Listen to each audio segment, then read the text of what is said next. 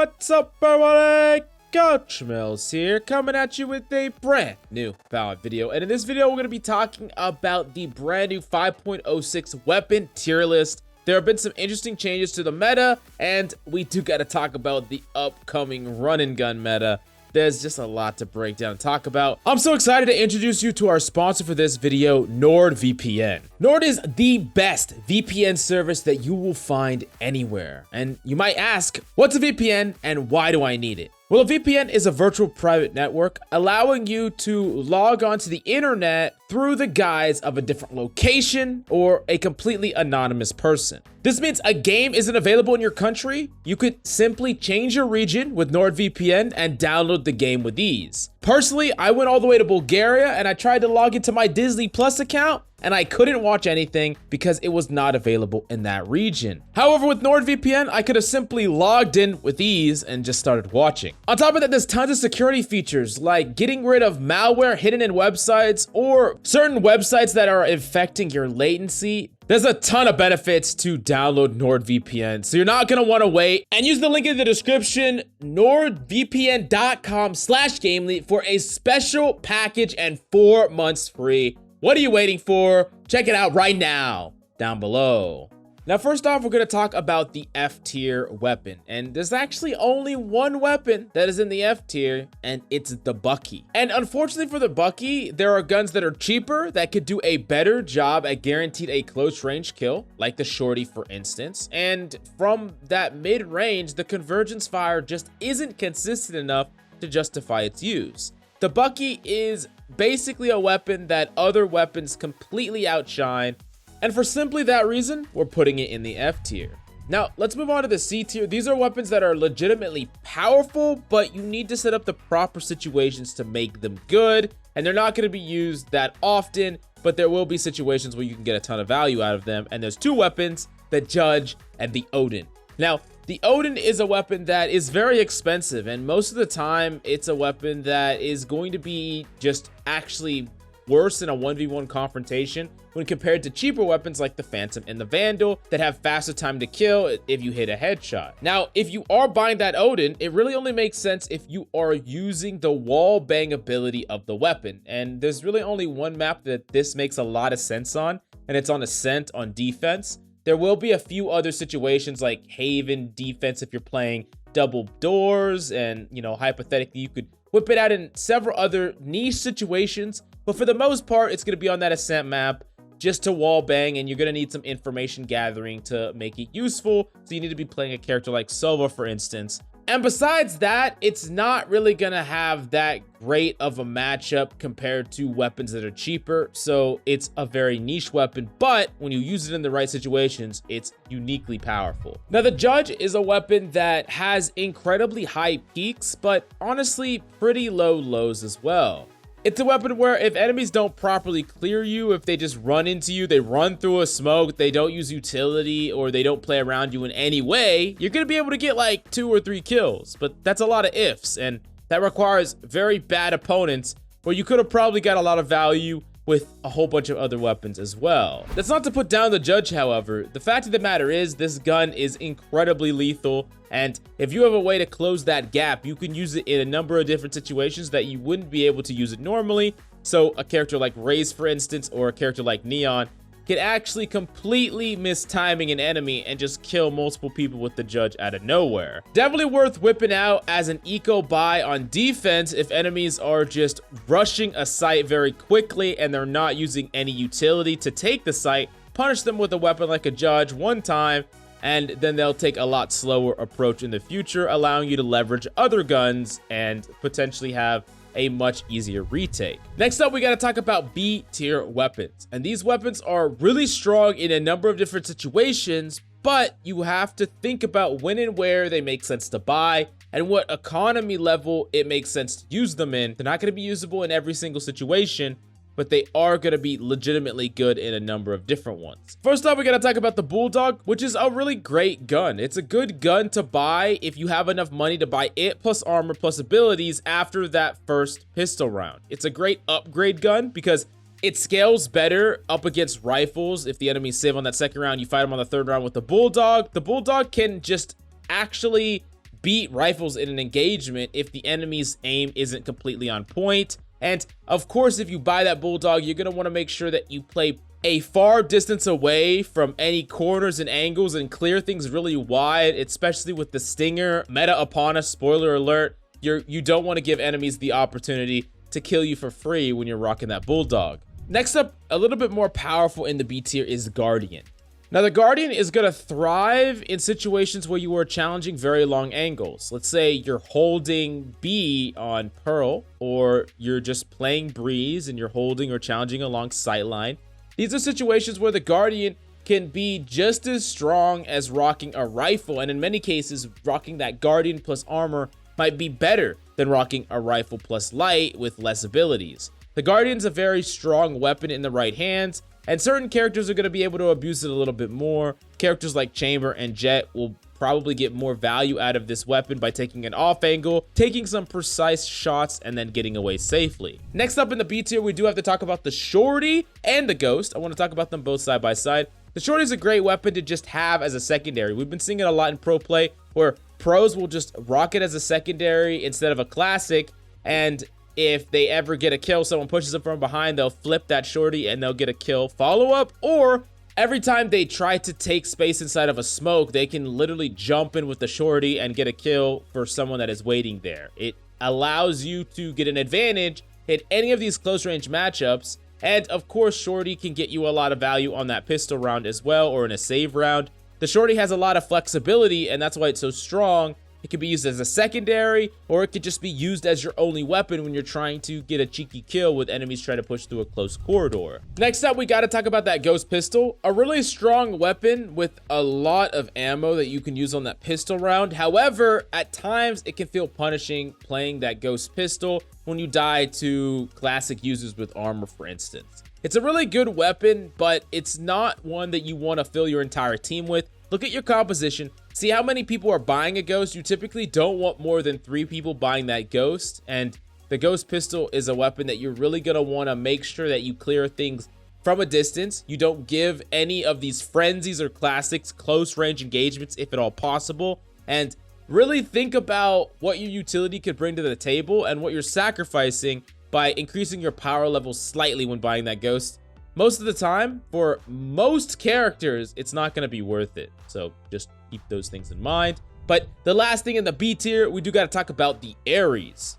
Now, the Ares brings forth a ton of the same value that you can get from the Odin, but at a fraction of the cost. And this allows the weapon to be more flexible in its use, and it also scales better up against better weapons. Let's say you're abusing a wallbang strategy with the Ares on that second round, going up against rifles in the third round. The Ares wallbang ability is still gonna scale well, and that's a really big plus in the Ares direction, as opposed to the Odin, where you literally have to give up the power level you would be getting from Vandals and Phantoms just to tap into that, where the Ares, you're not giving up anything. In fact, you're gaining this that you would never have before. Still need to use it in situations where the Ares makes sense, but you're not really giving up that much value in exchange for an extra boost of power. Next up, we got to talk about A tier. These are weapons that are legitimate parts of the meta, weapons that you're going to have to be prepared for or learn how to master. And at the bottom of the A tier, we have the Marshal. The Marshal is a great weapon, especially in ranked play. Can get you a ton of value and can even clutch up weapons where you're on an eco or save round up against rifles. It's particularly great on maps like Breeze, where you can get long sight lines, and the simple ability to just post up on an angle and turn that pure mechanical skill into value, killing rifle users, forcing enemies to either die and rotate or push onto sight at a numbers disadvantage. The Marshal's a fantastic weapon, and it's definitely worth practicing a lot. Next up in the A tier, we have the Spectre. The Spectre's a really great weapon, and it's reliable. It does have some more competition in the SMG slot. We'll talk about that more in a second, but for the most part, the Spectre is still a fantastic weapon that has a huge magazine, is able to take down multiple enemies, and when enemies are truly saving and they're using stuff like classics, you are very unlikely to die, even in a 2v1 if you have a Spectre. Unlike other weapons that are almost one and done, the Spectre is not that way. It's one of the most reliable weapons at getting multi-kills up against enemies with low-powered weaponry, which is an important factor, and This makes the Spectre one of the most reliable weapons in the game. Next up, we do gotta talk about the Frenzy, a weapon that has been seeing more and more play. We saw a ton of it at Champions. The Frenzy is fantastic, and teams should be running it more. Honestly, taking a joint push with 2 Frenzies or having a classic user with armor followed by Frenzy users means that you will almost always trade out. It's phenomenal, and the Frenzy is really not getting the respect it deserves. Being able to just run at a target, guarantee the trade, taking space control, and then enemies have to push onto a site up against Frenzies that could be holding cross angles and things like that. It's a nightmare for enemies, and players would rather, flex their mechanical skill with the Ghost and try to click every head, but there's a lot of games that you just don't have to do that. You can just abuse a Frenzy as a team and freaking win with it. Now, the last weapon that we gotta talk about at the top of the A tier is a new up-and-comer, the Stinger. Now, the Stinger was already seeing an increase in play in Champions. A lot of teams were abusing it. Victor on Optic was abusing it and getting a lot of value with this weapon, and it got buffed. More accurate, closer burst, easier to use from further away as well. And if you haven't been using the Stinger, you need to start, because it's freaking nuts. And it's a little bit too powerful in some ways, to the point where it's shifting the buy meta in a lot of different ranks, where sometimes, players will just force the damn Stinger. They lost, they're gonna force the Stinger and they're gonna run at you. And it can be very, very frustrating when you die to a damn Stinger. And it can be a liability to hold close angles up against just a run and gun Stinger that just runs across your screen. Now, is it a legitimate strategy? Should you be forcing the Stinger often in your games and, just trying to catch the enemy off guard? Most of the time, not so much. While yes, it's a potential play that you can make to catch the enemy off guard, it only really makes sense if 1, you have some extra money because you got a lot of kills and you got that spike down, or 2, you're playing a character that really actually could utilize the Stinger best. Characters that have some form of mobility, whether that's Neon or even characters like Omen, or some form of utility that helps them get in, like Brimstone with his Stim Beacon and Smokes, or Omen, or even Phoenix. These are characters that could abuse the Stinger more, and it makes more sense for these characters to potentially force up to a Stinger.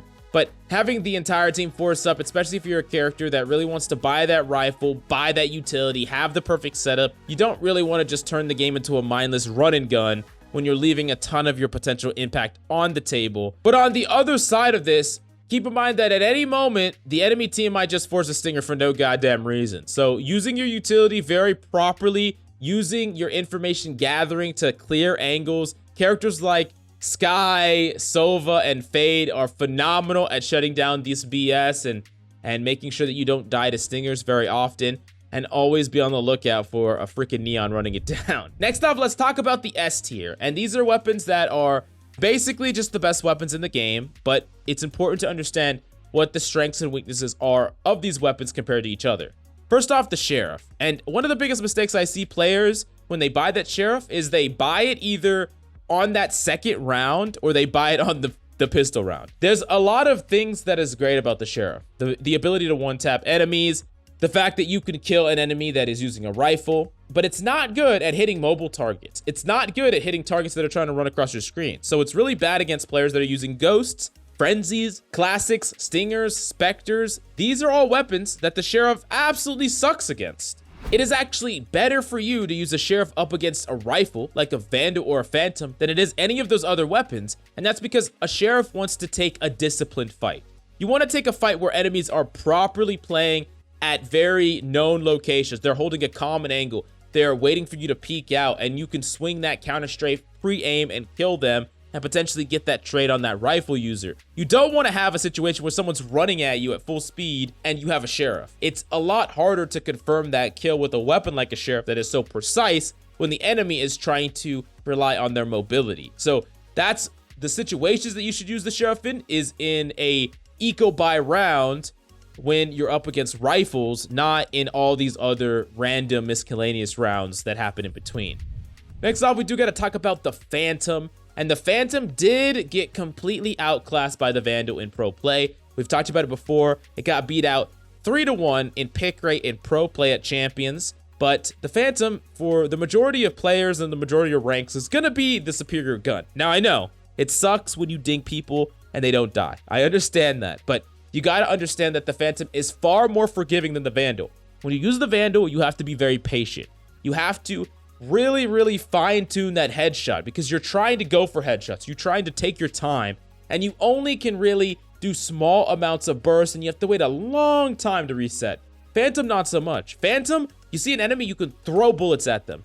Phantom, you get to burst and then reset and burst much faster than the Vandal. There's a lot of kills that you'll get with the Phantom that you would have just completely whiffed or not gotten at all with the Vandal, and you don't see those. You only see that dink, and you're like, oh, this gun sucks. But keep in mind, the Phantom not only is more reliable in a lot of those situations, there's also extra value. You can't see the tracers through the smoke, which means that you could spray a lot more, which you should be doing. In addition to that, you have more of a magazine, which means it's less punishing for you to spray a lot more and even spray control. If you are a Phantom user, just think about some of the things that you can use and abuse on the Phantom that you wouldn't be able to use and abuse on the Vandal, and you'll be just fine climbing with this weapon. Next up, we gotta talk about the Operator. And while the Operator is not necessarily a weapon that every single agent can use, it is a weapon that you have to know how to play against, both the weapon itself and, of course, Chambers' freaking ult.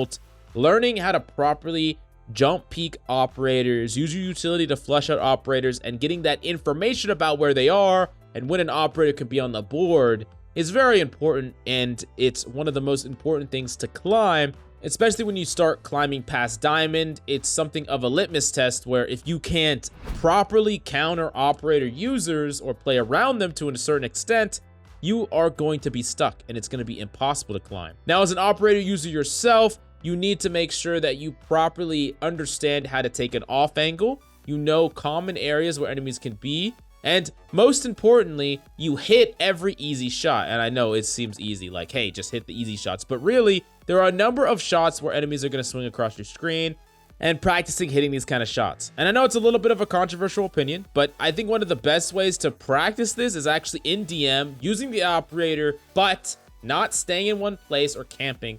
Actively challenging angles, jump peeking angles, running around with the operator, hitting hard shots from very different ranges, learning how to use movement and still be first shot accurate when you want to be. These are all things that you need to do to get truly comfortable with that operator. Keep in mind that if you only just practice this weapon in matches themselves, you're only using the operator a very small amount of the time over the course of a whole game, and it's not really a lot of practice. So that's why I would suggest practicing outside of just matches. Next up, we do have to talk about the Vandal. And the Vandal is the go-to rifle right now. Very powerful and consistent, and in the right hands, it is incredibly lethal. But there are several things that you need to think about when using this weapon. I mentioned it before, but you have to be patient with this weapon.